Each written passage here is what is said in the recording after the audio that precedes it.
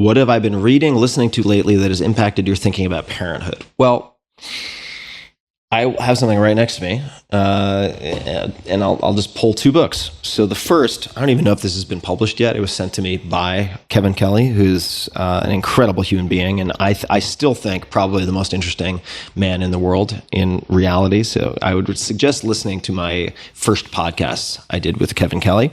But he sent me this little book. It's called Excellent Advice for Living, Seeds for Contemplation, and these are based on his, I want to say for the last 2 or 3 years, his annual What I've Learned lists, where he turned 68 and he put together, I think, 68 bullets. And then he turned 69, he put together another 69 bullets. And this little book contains, I want to say, between 300 and 400 of such bits of advice.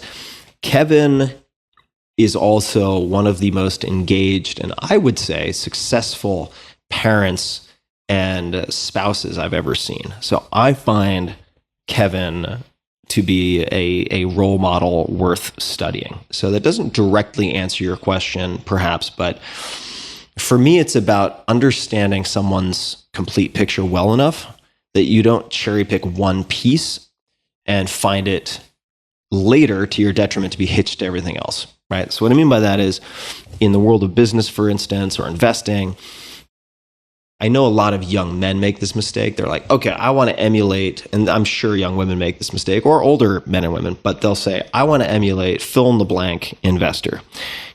He or she has compounded 20% for the last 17 years. That's what I want, because I want to be rich. And what they may neglect to do is go onto Wikipedia and read about this person and realize they're on their 7th marriage, and that you can't automatically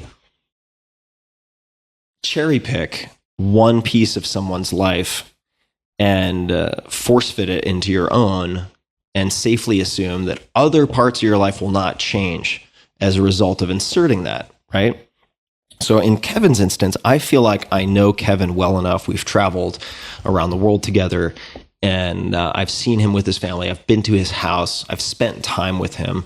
He's not one of my closest friends, but I know him well enough to think, okay, holistically, Kevin has figured a lot out. He also lives in a very non-consensus way, but he does it through reasoning and by paying attention to his sort of internal compass, not simply to be a contrarian. So for all those reasons, I find Kevin Kelly fascinating.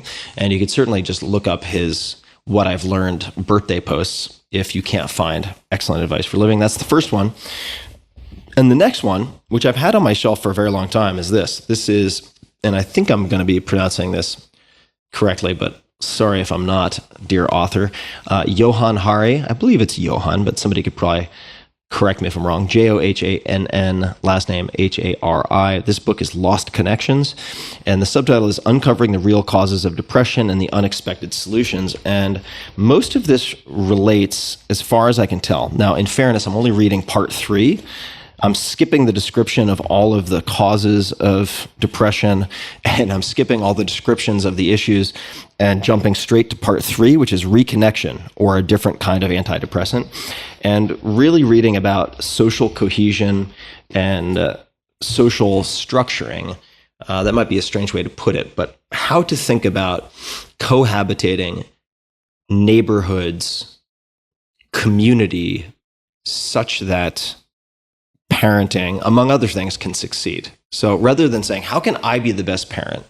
Which is certainly a question I'm sure I'm going to beat to death once I get closer to having kids.